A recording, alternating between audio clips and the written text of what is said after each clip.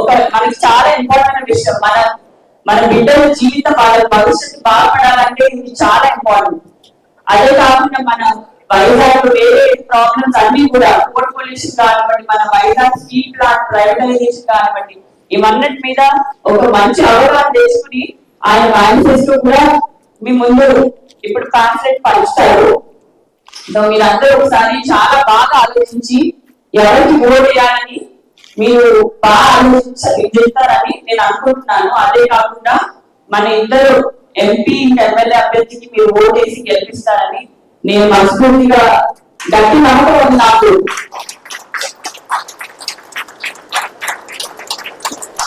తన ఇంటర్వ్యూ చూస్తే మీకు అనిపిస్తుందా ఆయన నిజాయితీ మనిషి, ఆయన కృషి చేసే మనిషి, ఆయన చాలా అవగాహన ఉన్న మనిషి.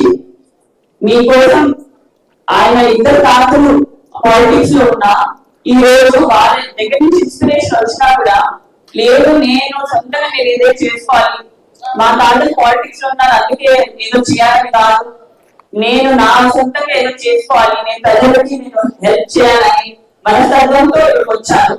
5 సంవత్సరాల నుంచి ఇక్కడే ఉన్నారు, మీ అందరితో ఇక్కడే ఉన్నారు, మీ బాధలు మీ కష్టాలు ఇష్యూస్ అనేది తెలుసుకున్నారు. ఇంకా దాని మీద పనిచేసి మీకు మేనిఫెస్టో అనేది తెచ్చారు. ఆ మేనిఫెస్టోలో ఇక్కడ ఇప్పుడు 20 లక్షల జాబ్లు తెస్తానన్నారు.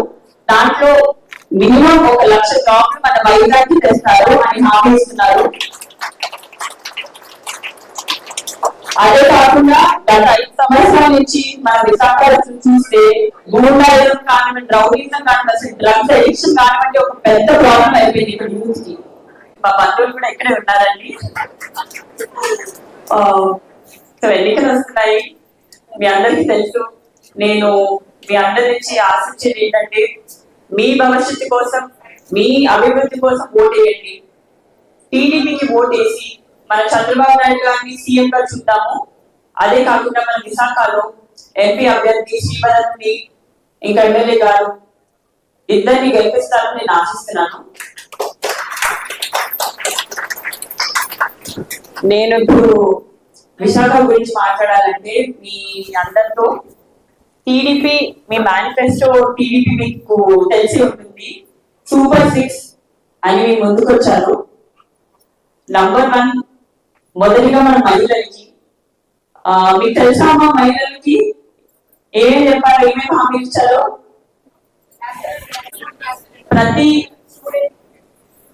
ప్రతి ఆడవాళ్ళకి 1500 ప్రతి నెల ఇవ్వడం జరుగుతుంది. అదే కాకుండా ఫ్రీ బస్ ఆర్టీసీ ట్రావెల్, అదే కాకుండా 3 ఎల్పిజి గ్యాస్ సిలిండర్ కనెక్షన్ ప్రతి నెల ప్రతి సంవత్సరం. ఇంకా మన బిడ్డలకి వస్తే అవును మీ అందరికీ తెలుసు 15,000 ప్రతి సంవత్సరం. వాళ్ళు చదువుకుంటేనే వాళ్ళ అభివృద్ధి జరిగితేనే మన అభివృద్ధి జరుగుతుంది. సో ప్రతి పిల్లకి 15,000 ఇవ్వడం జరుగుతుంది ఫైనాన్షియల్ అసిస్టెన్స్.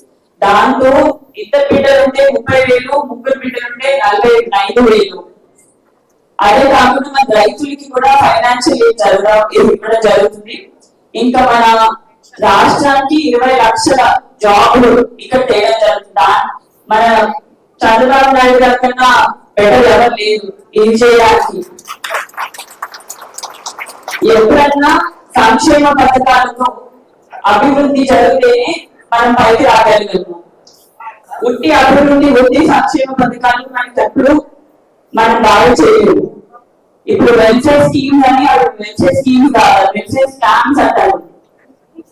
ఒక చేతితో చూపించి 2వ చేతితో గవర్నమెంట్ తెచ్చేసుకుని మీ దగ్గర లాగేసుకుంటున్నారు. ఈ గవర్నమెంట్ మనం చేంజ్ చేయాల్సిన పరిస్థితి వచ్చింది. మీరందరూ మీ ఫ్యూచర్ కోసం ఓట్ చేస్తారు అనుకుంటున్నాను. అదే కాకుండా మన ఎంపీ అభ్యర్థి శ్రీభరత్ దగ్గరికి వస్తే మీరు